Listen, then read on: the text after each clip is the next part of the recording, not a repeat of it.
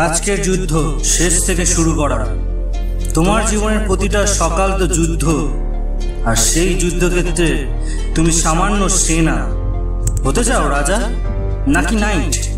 করবে নাকি এক চালে কিস্তি মাছ, নাকি পড়বে সমস্যায় পরবর্তী টান চালার সময়? এসব কিছু কোনো না কোনো ভাবে জড়িয়ে আছে তোমার জীবনের সাথে।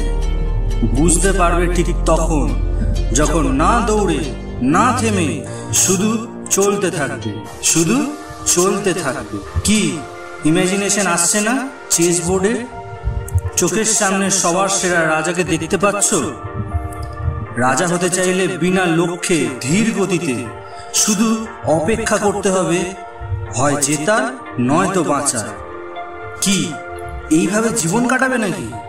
জীবনে আর কটা পিছনে কথা বলা মানুষের থেকে পালাবে?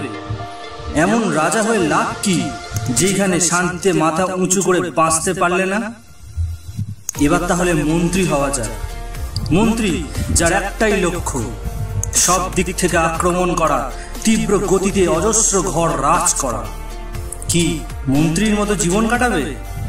যার সব দিকে নজর তো আছে, কিন্তু একসাথে আক্রমণ সামলানোর ক্ষমতা নেই। জীবনে একটা সময় স্পেস দিও না, অল টাইম কাজ করতে থাকো, কিন্তু সব দিক আসা প্রেশার সামলানোর ক্ষমতা থাকতে হবে। প্রতিটা প্রেশারকে সমস্যা আমরা বানাই। বাইরের ঝড় যতই হোক, ভিতরের শান্তি আসল। যতক্ষণ ভিতরের শান্তি বুঝবে, অল টাইম স্টে থাকতে পারবে। জীবনে সব সমস্যা খেলা মনে হবে।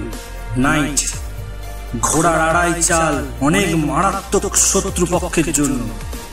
তোমার জীবনের প্রতিটা পদক্ষেপ, প্রতিটা ভাবনা এমন হবে কেউ বুঝতে পারবে না তুমি কি করতে চলেছ।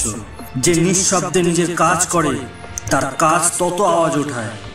তোমার প্রতিদিনের সময় শুধু তোমার কাজে বাধা থাকবে না, বর্তমানে সাইলেন্ট আক্রমণ ভবিষ্যৎ সফলতা দেখাবে। পণ মানে সৈন্য, সৈন্য যা ধীর এবং শান্ত হলেও গন্তব্যে অটুট। জীবনে প্রতিটা মুহূর্তে তোমাকে চলতে থাকতে হবে তোমার লক্ষ্যে। একটা বাড়ির উপর থেকে নিচে তৈরি হয় না, সময় নিয়ে নিচ থেকে তৈরি হয় উপর অব্দি। স্টেপ বাই স্টেপ তোমার চলার পথে অনেক ফেলিওর আসবে, কিন্তু কনসিস্টেন্সি মেনটেন করে চলতে থাকতে হবে। যখন গন্তব্যে পৌঁছাবে তখন তোমাকে আটকানোর ক্ষমতা কারণ নেই। ঠিক যেমন দাবার শেষ ঘরে একটা পণ রাজ করে, ঠিক তেমন তোমার জীবনের শেষে তুমিও রাজ করবে।